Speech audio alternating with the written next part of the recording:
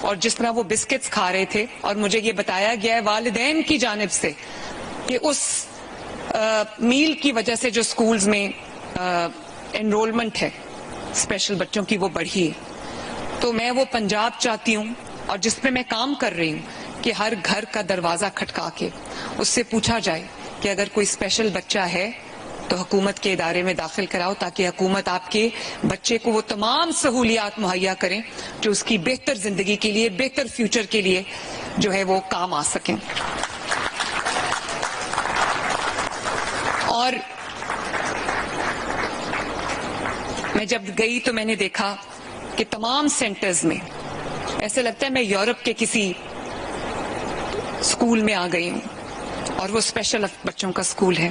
بچے کھیل رہے تھے، بچے ایکسرسائز کر رہے تھے، بچے سیکھ رہے تھے، پڑھ رہے تھے، انگلش پڑھ رہے تھے، اردو پڑھ رہے تھے، میتھمیٹکس پڑھ رہے تھے.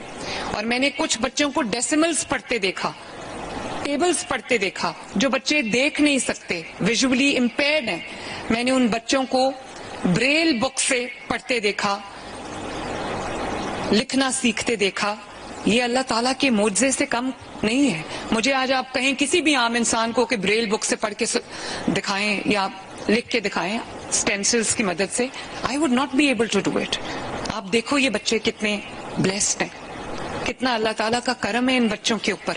اسی طرح انہوں نے ڈویژن سیکھی، ملٹیپلیکیشن سیکھی، ایڈیشن سیکھی، ٹیبل سیکھے، ڈیسیمل سیکھے.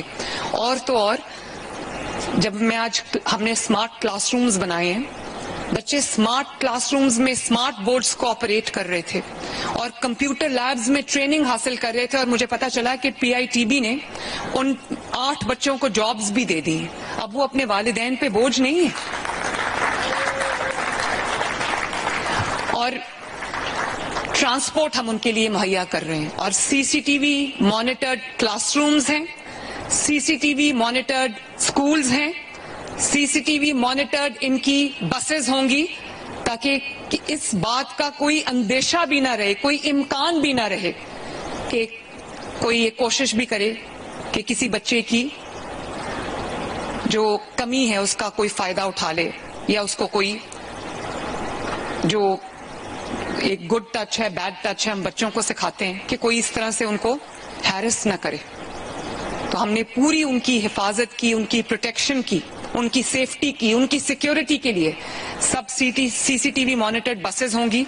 اور انشاءاللہ تعالی ہر سکول کو ہم وہ بس دیں گے. بہت ساری 60 کے قریب بسز آ چکی ہیں، باقی بھی آ جائیں گی. اور تمام کلاس رومز تمام ان کے جو لرننگ سینٹرز ہیں تمام CCTV مانیٹرڈ ہیں، اور ایک آپریشن روم میں ان کو بیٹھ کے مانیٹر کیا جا رہا ہے کہ کوئی کسی بچے کے ساتھ کوئی زیادتی نہ کرے، کہ کسی بچے کو کوئی زور سے ہاتھ بھی نہ لگائے.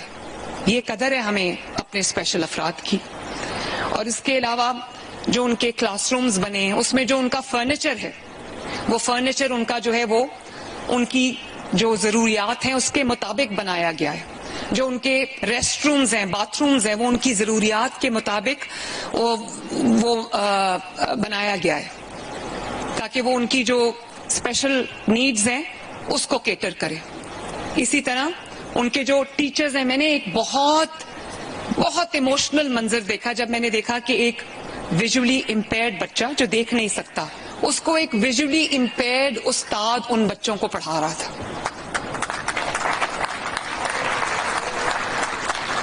تو آپ سوچیں کہ ان بچوں کو جب انیبلنگ انوائرمنٹ ملتا ہے تو یہ کتنا تھرائیو کرتے ہیں، کتنی ترقی کرتے ہیں.